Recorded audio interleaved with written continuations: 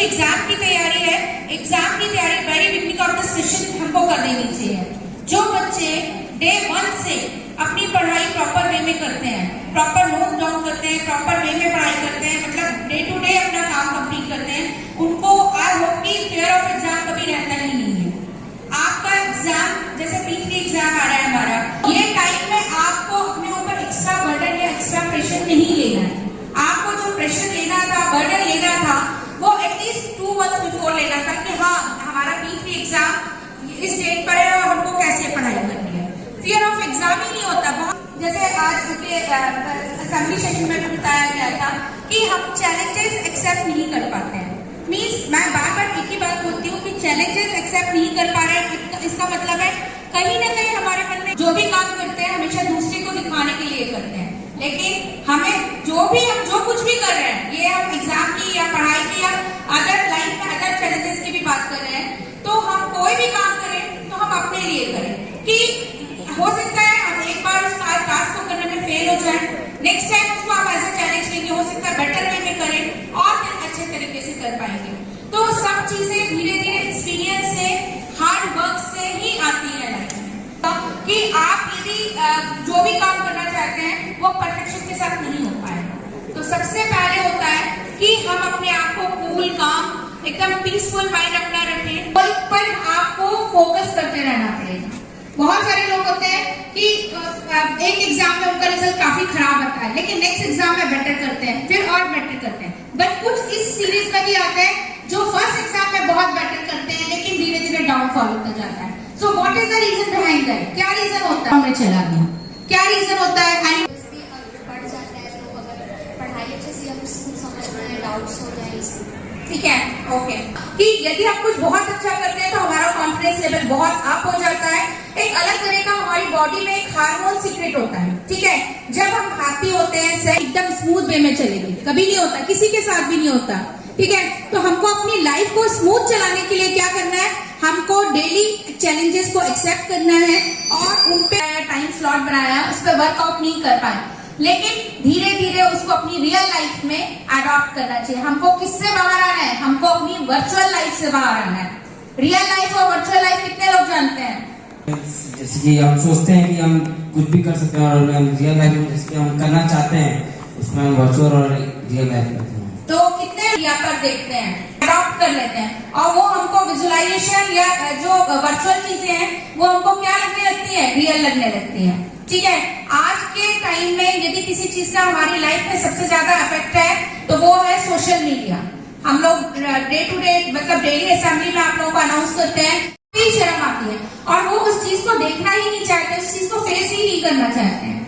तो बेटर है कि हम लोग रियल लाइफ में आए, अपने फ्यूचर पे फोकस करें। यहाँ पे 6 से 12 तक के बच्चे बैठे हुए हैं और 9 के बाद तो एक गोल्डन टाइम होता है जिसमें बच्चे ये डिसाइड कर पाते हैं कि हमें क्या फ्यूचर में करना है। हर बच्चा इंजीनियर, डॉक्टर नहीं बन सकता, हर बच्चा साइंटिस्ट, लेकिन आज के टाइम में अपॉर्चुनिटीज हैं, हर बच्चे के लिए अपॉर्चुनिटीज हैं। ये वेरी इंपॉर्टेंट थिंग क्या होता है, हम लोग जब एक एज होती है 14, 15, 16 की, तो हमको लगता है कि हम बहुत समझदार हो गए, बहुत मैच्योर हो गए।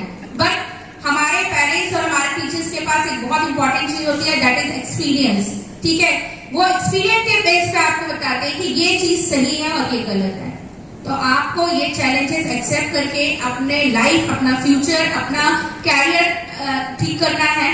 और अभी भी मैं 12th वाले जो बच्चे यहाँ पर हैं उनके पास जो 10th बोर्ड इस बार देने वाले हैं, उन बच्चों से तो मेरी स्पेशल रिक्वेस्ट है कि आप लोग अपना फोकस अपनी पढ़ाई पे बहुत अच्छे तरीके से करें, क्योंकि 10th और 12th का रिजल्ट ही आपका, मैं ये नहीं बोल रही कि पूरी तरह आपका फ्यूचर उसी पर डिपेंड करता है, बट बहुत सारे एग्जाम्स में बहुत सारी चीजें ऐसी होती हैं जिनके लिए हमारा रिजल्ट इंपॉर्टेंट होता है। हमारे चेयरमैन सर आने वाले हैं फिजिक्स 5 में, और आप लोग अपने जितना भी आपके अंदर फियर है, जितना भी जो भी आप क्वेश्चनिंग करना चाहते हो, खुलकर करिए और अपने आप को, अपने माइंड को एकदम फ्री छोड़ दीजिए।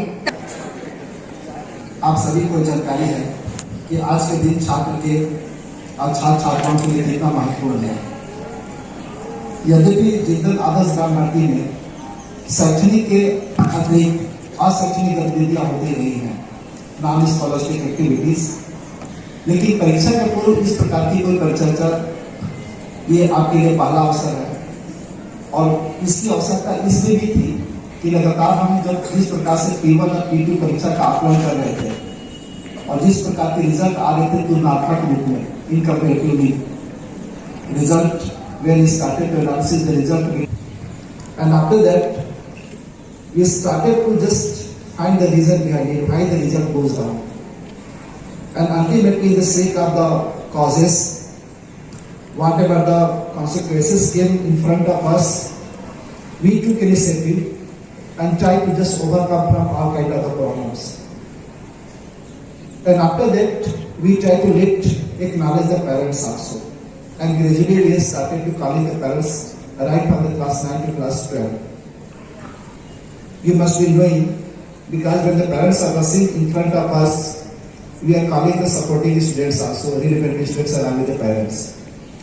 And we started to speak the reason behind it. Most of the parents are astonished to know the reason the world is not paying attention. And even they don't communicate the parents also, and why they are not paying attention to school. And apart from that is, I have given the tuition facility also. Means parents took all the initiative.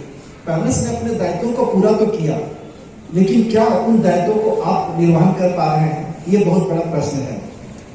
सिर्फ आपके पास एक ही उद्देश्य विद्यालय आने का कि सिर्फ शिक्षा की अपनी जो महत्ता है और शिक्षा के परिवेश में आप बेहतर करें। अगर यही इसी में विफलता मिलती है, इसी में असफल हो जाते हैं, तो निश्चित रूप से चिंता का विषय है। मैं हमेशा ये बताता रहता हूँ कि विद्यालय में सबसे महत्वपूर्ण शिक्षा और परीक्षा। शिक्षा परीक्षा को आप अलग अलग नहीं कर सकते हैं। अधिकांश छात्रों में परीक्षा एक एग्जामिनेशन फोबिया है। आप सामान्यतः प्रश्नों का उत्तर ऐसे दे देते हैं, लेकिन अगर उसी को लिख के अगर देना होता है तो कई छात्रों में ये बहुत ज्यादा चुनौती लगता है, कठिन लगता है और इसमें असफल हो जाते हैं। सोचने की बात है कि जिस चीज को आप मौखिक रूप से उत्तर तो दे रहे हैं, लेकिन वही चीज अगर लिखने के लिए कहा जाता है तो कहीं ना कहीं गलतियां होती हैं। गलतियां क्यों होती हैं, इसके पीछे का क्या कारण है और इसको कैसे सुधारा जाए और इसको सुधारते हुए हम कैसे एक बेहतर रिजल्ट की कामना करें, इसके लिए परिचर्चा करना बहुत आवश्यक है। छात्रों के बीच में एक सामान्य सी बात आ रही थी, फियरनेस। छात्रों में फियरनेस होता है और मैं ये बहुत देखता हूँ, लगभग हर परीक्षा में देखता हूँ, आप सभी जानते हैं।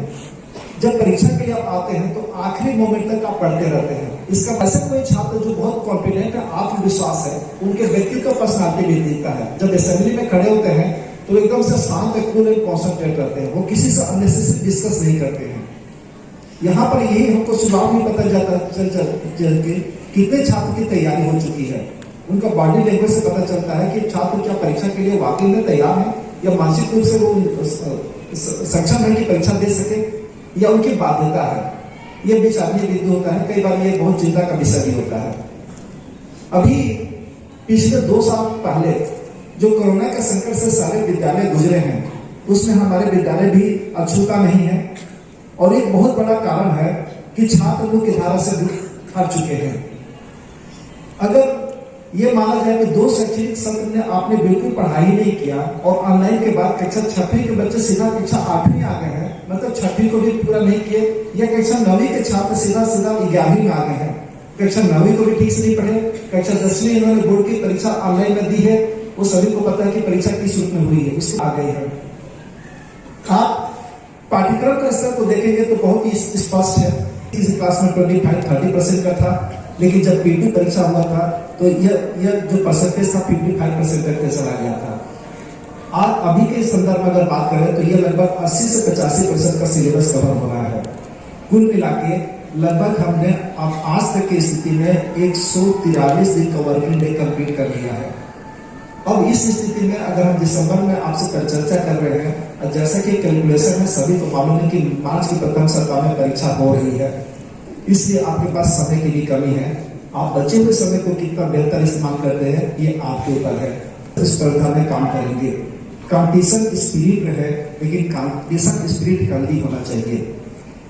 आप परीक्षा का आकलन करते हैं, तैयारी करते हैं तो आपको कॉन्फिडेंट होता है आप जब परीक्षा दे के निकलते हैं तो इनमें आत्मविश्वास दिखता है, किसी में आत्मविश्वास की कमी दिखती है, किसी में सेटिस्फेक्शन लगता है कि आज हमने परीक्षा में बहुत ही अच्छा क्वेश्चन पेपर बनाया और मेरे को रिजल्ट बहुत अच्छा मिलेगा।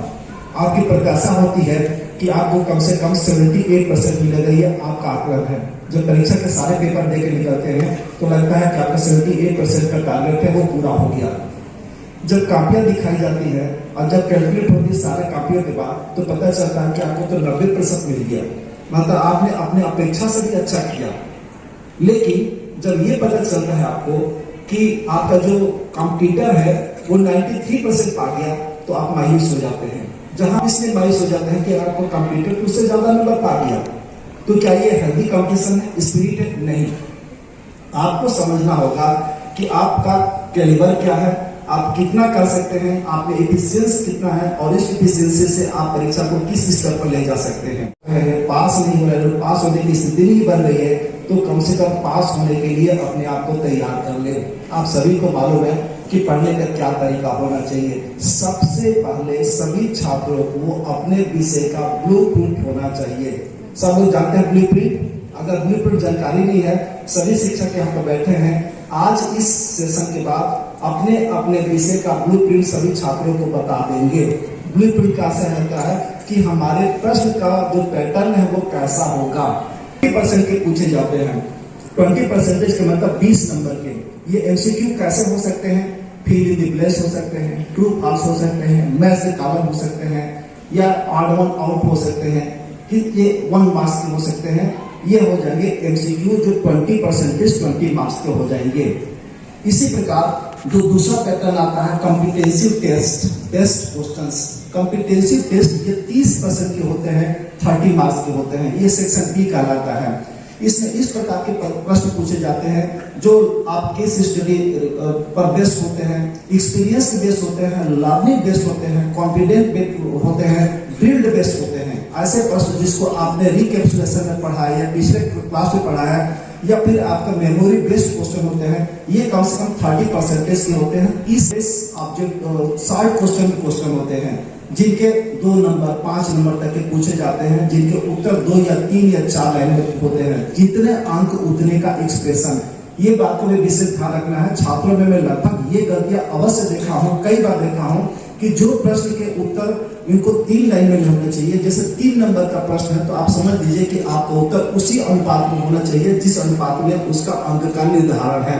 अगर 3 नंबर का है तो आपका आंसर बहुत लेंदी होने की जरूरत नहीं है। आप जितना दीर्घकालीन क्वेश्चन जो लॉन्ग आंसर्ड होते हैं, जिसको टीचर एलोबरेट करता है, जिसको बहुत इसी 20 नंबर में कंपटीशन क्रिएट होता है, जो बच्चे एक दूसरे को सुपरसीड करते हैं, इसी 20 नंबर में सुपरसीड करते हैं।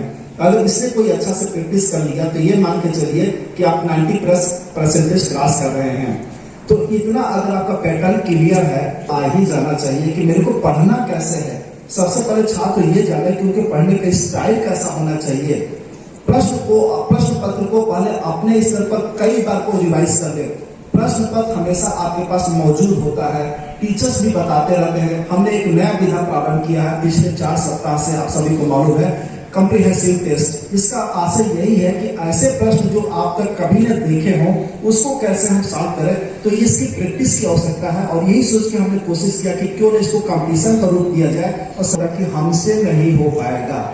तो इसका आशय क्या है कि क्या आपने अपने आप को सरेंडर कर दिया, आपको समर्पित कर दिया कि हमसे हो ही नहीं पाएगा। ये स्पिरिट की भावना होना है कि अगर मेरे से नहीं हो पाएगा तो मैं इसे बेहतर करके दिखाऊंगा। तो कंपटीशन का स्पिरिट आपको अपने ऊर्जा लेवल को उस स्तर पर ले जाना है। परीक्षा में नर्वस नहीं होना है, ये आत्मविश्वास लाना है, ये कॉन्फिडेंस नहीं आना है। प्रश्न पत्र को सबसे पहले जब आपको पास आता है, आप सभी को मालूम है कि आईसीएसई बोर्ड हो या सीबीएसई बोर्ड हो, क्वेश्चन पेपर को सिर्फ पढ़ने के लिए 10 मिनट का समय दिया जाता है। उस 10 मिनट में आपको कुछ नहीं करना है। आप प्रश्न पत्र को 1 बार पढ़े, 2 बार पढ़े, 3 बार पढ़े, लगातार पढ़े और माइंड को सेट कर ले और ऐसे क्वेश्चन पर फोकस हो जाए जो आपको बहुत अच्छी तरह से आता है। ये आपको कॉन्फिडेंस को बढ़ाता है। कई बार नर्वसनेस इसलिए आता है कि लगातार आप ऐसे प्रश्न देखते हैं जो आपसे बनेगा ही नहीं या आपने कभी इसको बनाया ही नहीं, लेकिन आप कूल एंड कॉन्सेंट्रेट होकर क्वेश्चन पेपर को बार बार देखते हैं तो ये आपको कॉन्फिडेंस गेन होता है कि अब मैं लिख सकता हूँ या अब मैं लिख सकती हूँ। तो सबसे पहले आप क्वेश्चन पेपर को read carefully twice and thrice time as far as possible within 10 minutes. Just you control your mind, collect your confidence and read the questions thoroughly and vigorously. Question number 5, question number 8, question number 9 और question number 13 इतने मेरे से बहुत अच्छे से बनते हैं. पहले उस क्वेश्चन को बनाइए. उसका साइकोलॉजिकल इफेक्ट मैं बताता हूँ. साइकोलॉजिकल इफेक्ट ये है कि जब कॉपी आपकी चेक होगी, जब वैल्यूअर चेक करेगा तो आपके पहले से आंसर से इंप्रेस रहेगा कि इसको सारे क्वेश्चंस आंसर सही है. उसके बाद जो बी पार्ट में पहुंचेगा जिसमें आपको लगभग थोड़ी सी तैयारी करके लिखने की जरूरत थी, उसमें भी आपको अवार्ड हो सकता है. तो आप ये स्किल को भी डेवलप कीजिए. कई बार ये भी होता है कि जो मूल रूप से जिसने कॉपी, कई बार जब चीटिंग के मामले भी आते हैं कि बच्चे एक दूसरे को इमिटेट करके लिख लेते हैं, तो जो ओरिजिनल से ज्यादा नंबर पाता है, जिसने ओरिजिनली लिखा है उसको 50 में अगर 30 मिलता है, इमिटेटर को 50 में 45 मिलता है. क्योंकि आपने जो इमिटेट किया वो उसमें कम से कम अपना दिमाग लगाया, उसको डायग्रामेटिकली प्रेजेंट कर दिया, उसकी हैंडराइटिंग अच्छी थी, उसका एक्सप्रेशन अच्छा था. तो मौलिक रूप से लिखने वाला छात्र भी डुप्लीकेट से कई बार पीछे हो जाता है. इसका मतलब कि एग्जामिनेशन में स्किल भी काम करता है. तो स्किल बहुत जरूरी है. एक्सप्रेशन देते हैं, ये सब सिली मिस्टेक्स होते हैं. आपने उम्मीद किया कि मेरे को तो 90 नंबर मिलेगा, लेकिन वैल्यूएशन हुआ तो पता चला कि आपको तो 75 मिल रहा है. मतलब आपके छोटे छोटे सिली मिस्टेक्स में नंबर डिडक्ट हो गए. एग्जामिनेशन बहुत सेंसिटिव चीज है और बहुत ही इसको एंजॉयफुल भी लेने की आवश्यकता है. हमारा जो सेशन है वो डिसेंडिंग ऑर्डर में जाएगा. सबसे पहले हम कक्षा 12 के बच्चे से डायरेक्ट करेंगे, उसके बाद 11, then so on. Sir, HMM, teachers and all my dear friends. I am Arpan Mishra from class 12S. So sir, as we know that many students have doubt related to study patterns. So my question is, what is the most effective way to study during exam without taking mental pressure? Myself Kunal Mishra from class 12 Bio. So my question is, motivation only works for hours or sometimes. After that we again distract from our studies. So what we should do to make ourselves focus for a longer time? Thank you. Several teachers and all teachers. Sir, my question is, what is the strategy which we should follow during the exam for getting good marks in short time? Chairman sir, HRD teachers and all my dear friends. Sir, my question is, sir, whenever I prepared timetable for study, I could not follow that the timetable. So what step I done to follow timetable? Thank you. Okay, Chairman sir, Principal sir, HMM, all teachers and my dear friends. Myself, Aditya Singh from class 12 Bio. My question is, after 2 months, our board exam should be started, and after some time, 6 months, NEET exams should also be started. So, what is the pattern? The both of the pattern of NEET exams and the board exam pattern should be different. So, what strategy I should follow that I should get good marks in both the exams? Thank you. Respected Chairman sir, Principal sir, HOD ma'am. I am Nima Gandhi from class 12 biology. My question is, exam time होने वाले stress को हम कैसे कम करें? Chairman sir, principal sir and actually sir क्या होता है कि कई बार जो चीजें हमारे लिए मोटिवेशन का रीजन होना चाहिए वो हमारे लिए ओवर थिंकिंग का रीजन बन जाती है. जैसे टीचर से पेरेंट्स से एक्सपेक्टेशन, कई बार जब हम लोग पढ़ने बैठते हैं तो वो चीजें हमें लगने लगती है जितना टीचर्स एक्सपेक्ट कर रहे हैं हमें बेस्ट नहीं दे पा रहे. तो सर उस चीज से कैसे डील करें? Chairman sir and HMM, I am Janvi Sharma from class 12 commerce. I want to ask that during exam, what is more important, gaining percentage or gaining knowledge? Because as we completed our 12th standard after 2 months, so which is more important, gaining higher percentage or having more and more knowledge? Thank you. All teachers and my dear friends. Myself Ankita Sankar from class 12 commerce. My question is कि अपने answers को own words में लिखना ज़्यादा representative, effective और mark gaining होता है, या फिर बल्कि वर्ड जो बुकीज वर्ड होते हैं उनमें अपना आंसर देना ज़्यादा मार्क्स गेनिंग होता है? Thank you. Respected Chairman sir, Principal sir, HMM and all teachers. Myself Salu Singh from class 12 biology. Sir मेरा काम ये है कि हम लोग पढ़ने तो बैठते हैं, हम लोग बुक्स अपने नोट्स सारे निकाल के बैठते हैं, लेकिन उस टाइम पढ़ते समय हमारे माइंड में बहुत सारी बातें चलने लगती हैं, बहुत सारे डिस्ट्रैक्शन जो आने लगता है, तो फिर हमारा दिमाग पढ़ाई से हटके वो सारी चीजें पे जाने लगता है. तो उससे हम कैसे करें और दूर करें पढ़ाई में अपना ध्यान.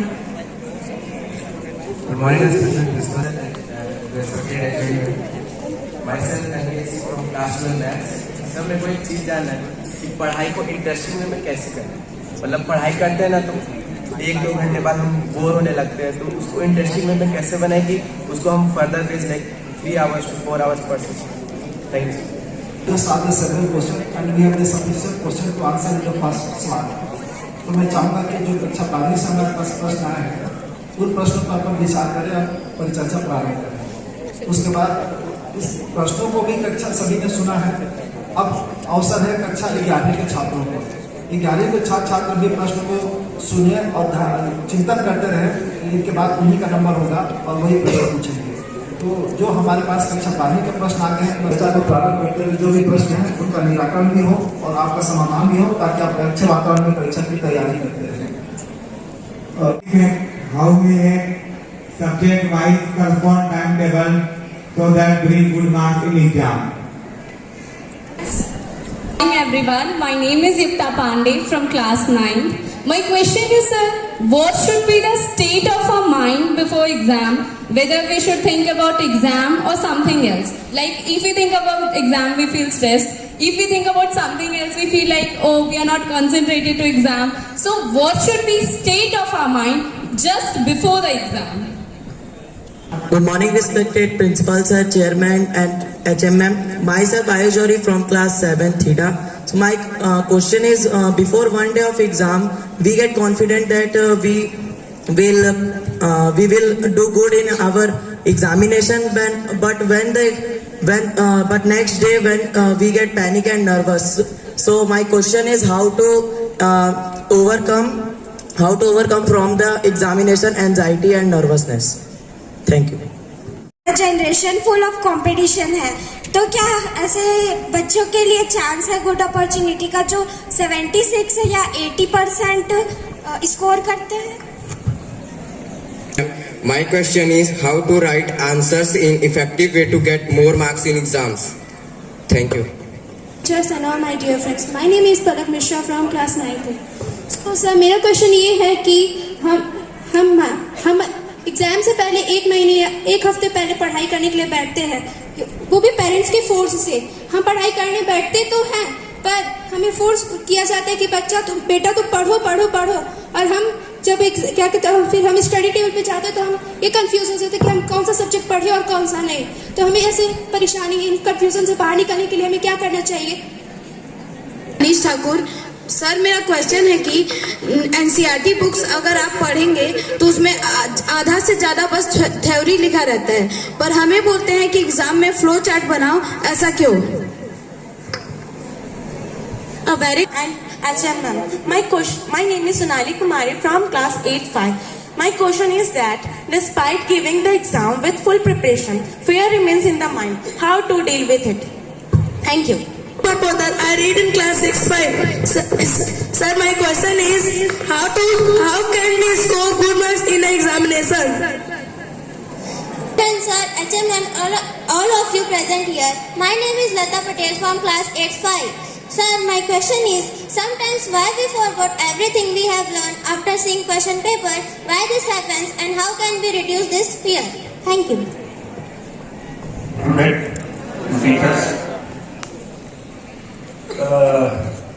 मैं बहुत अच्छा लगा मुझे, आप लोगों के सारे क्वेश्चन बहुत उपयोगी और बहुत ही आप लोगों के लिए फायदेमंद होंगे परीक्षा की तैयारी के लिहाज से, जब उनका आंसर आपको मिलेगा.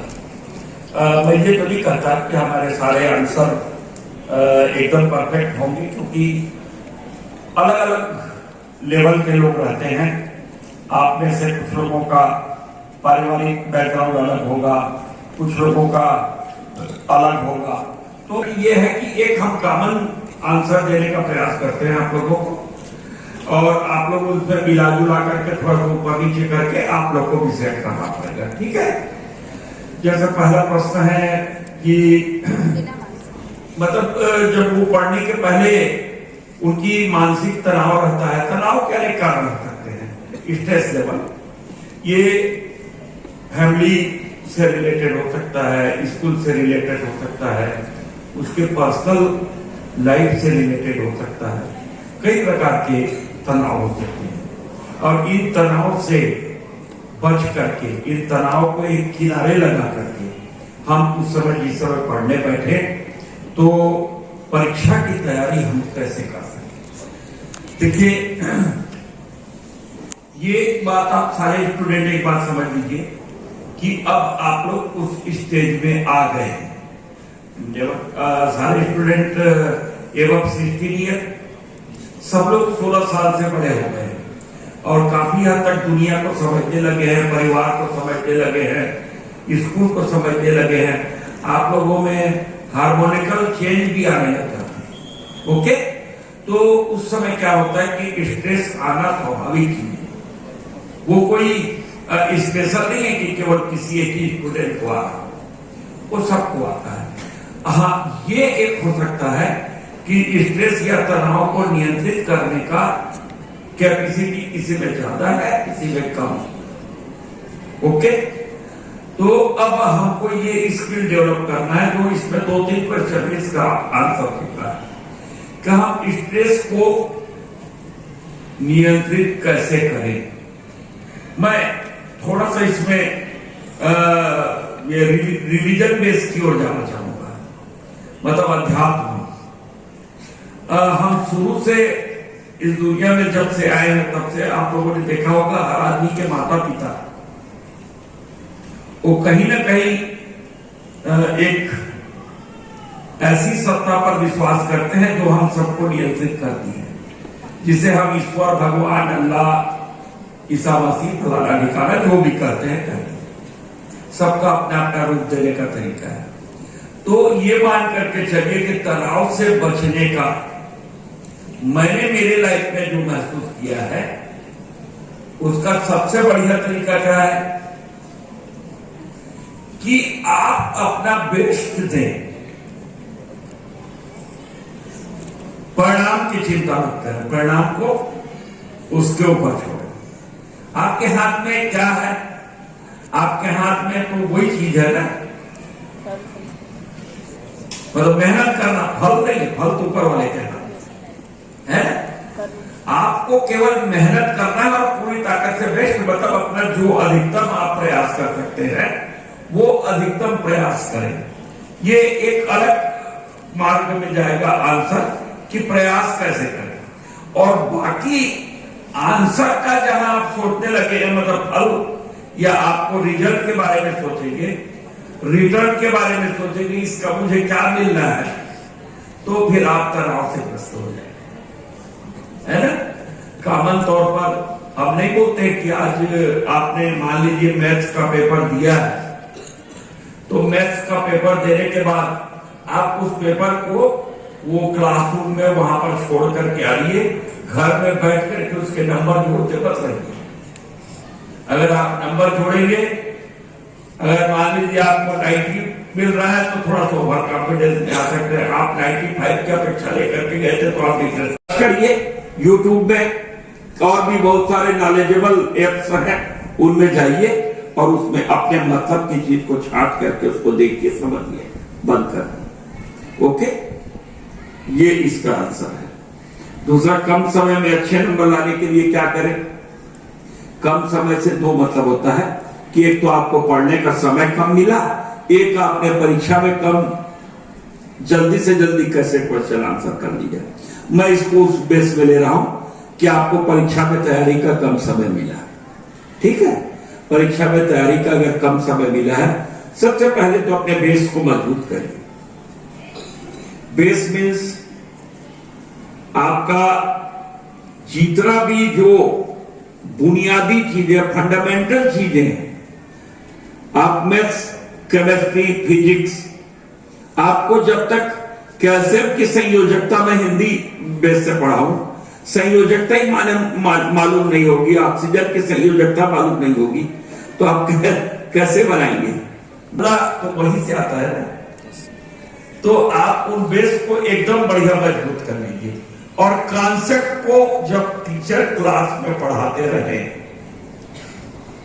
अभी जैसे बहुत लोग इधर कोई इधर झाँक रहा है, कोई उधर झाँक रहा, आते हैं, उस समय आप पूरे कॉन्फिडेंस से, पूरी मेहनत से, पूरी ईमानदारी से फोकस करिए और उसका कॉन्सेप्ट को समझने की कोशिश करिए कि इस क्वेश्चन का आंसर या ये जो सब्जेक्ट उन्होंने या जो चैप्टर उन्होंने अभी हमको समझाया उसका कॉन्सेप्ट क्या है, उसमें से सारी चीजें हम आगे कैसे जा पाएंगे, इसमें अगर कोई क्वेश्चन आता है तो हम कैसे इसको हल कर पाएंगे। ओके, और जब आपने कॉन्सेप्ट समझ लिया, आपको बेसिक चीजें मालूम है, तो मान करके चलिए कि आप एक नजर मारेंगे अच्छे से, आप अपने आप क्वेश्चन का आंसर तैयार कर लेंगे कि 10 बार कोशिश करने की, 10 बार लिख करके याद करने की आवश्यकता नहीं पड़ेगी।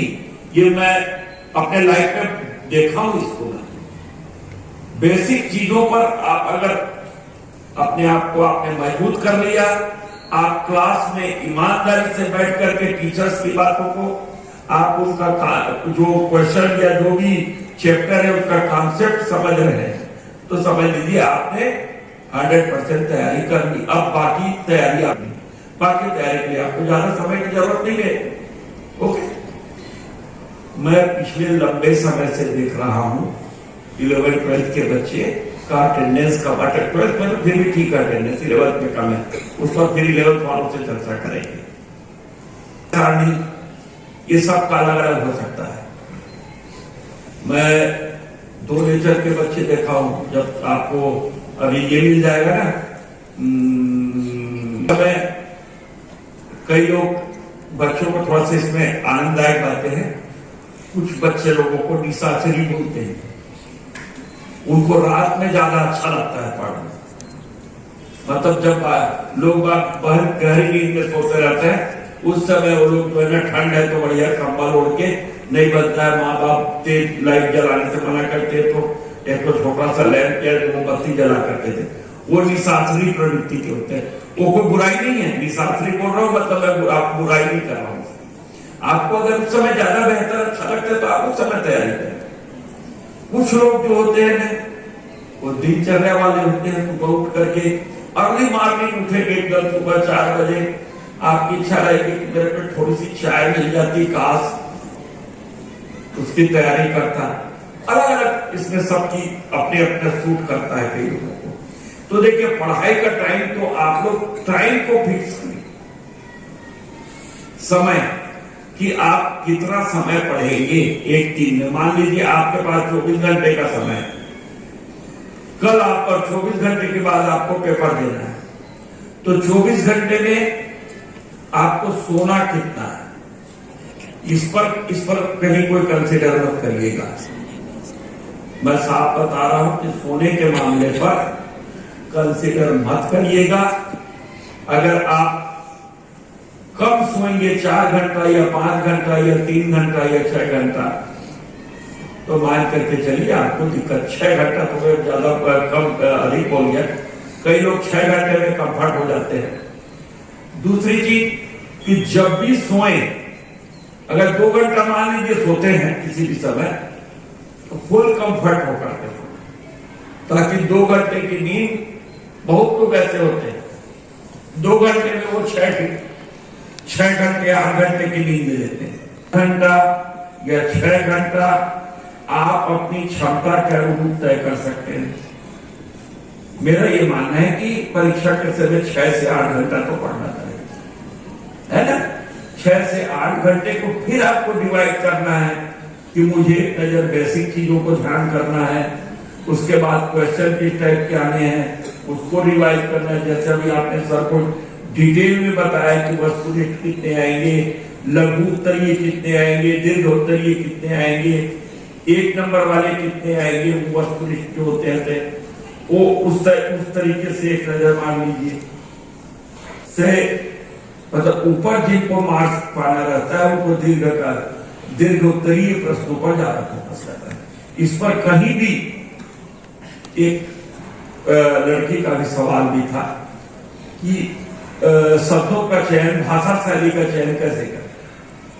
मतलब आप ये मान करके चलिए कि आपका उद्देश्य ये होना चाहिए कि आपका आप जो कहना चाहते हैं आंसर में, उसको परीक्षक अच्छे से समझ जाए। आप अपनी तैयारी और बोलने का शैली, लिखने का शैली, जो दुनिया में भाषा चल रही है, उसका ये भी मतलब नहीं है कि आप टपोरी भाषा का इस्तेमाल करने लगे। ठीक साफ साफ कर दिया, टीवी या अखबार की भाषा ये चल सकती है, ठीक है।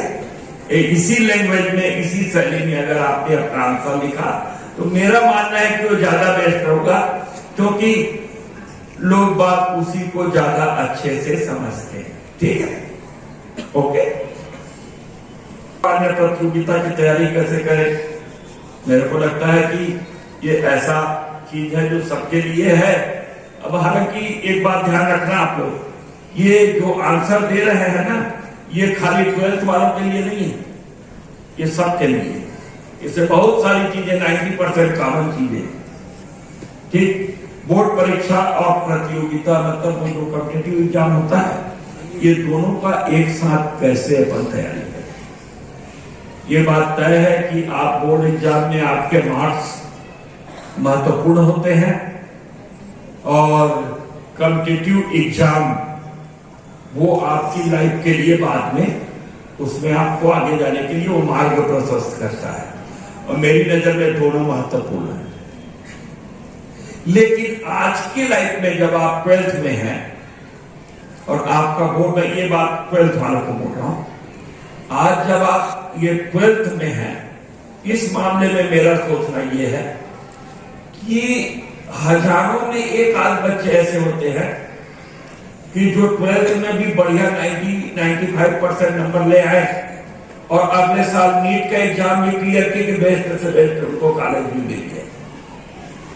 बायो की बात कर रहा हूँ, ये इंजीनियरिंग की बात, तो IIT का एग्जाम दिया उन्होंने, तो IIT बोलते हैं सर, जो बड़े बड़े कॉलेज होते हैं, कानपुर, रुड़की, फलाना ढिकारा, मुंबई, दिल्ली वगैरह में जो है, और मेरे ख्याल से आजकल बहुत जगह खुली है, वो उसमें भी एडमिशन मिल गया उनको, उनका रैंक कितना अच्छा आ गया। ये दोनों मिल करके नहीं चल सकता, क्योंकि अब चमत्कारिक बच्चे होते हैं भाई दुनिया में, ऐसा नहीं बोलता हूं, तो इसमें भी 98% ले आए और उसमें देने गए तो उसमें भी आ गए 98% आ रहा है, मतलब वो 100% फोकस अपना जो है ना केवल ये 12th में किया हुआ है। लेकिन इसी में आपको ढूंढना पड़ेगा, उसका तरीका एक ही है कि कॉम्पिटिटिव एग्जाम के 20, 25, 30, 40 पेपर आप मंगवा लें, उसकी कोई बुक मंगवा लें, उसको देखते रहे, और कुछ क्वेश्चन पेपर जो आप रहे उसको महीने में एक मतलब 5 दिन या 4 दिन का उसको शेड्यूल तैयार करें, और कॉम्पिटिटिव एग्जाम का क्वेश्चन पेपर को आप अपने हिसाब से जितना आपने पढ़ा है, नहीं पढ़ा है उसको उसमें से लाल पेन मार दे, यहाँ पर कट कर दे कि इसका जवाब मेरे को नहीं लिखना है, ठीक है।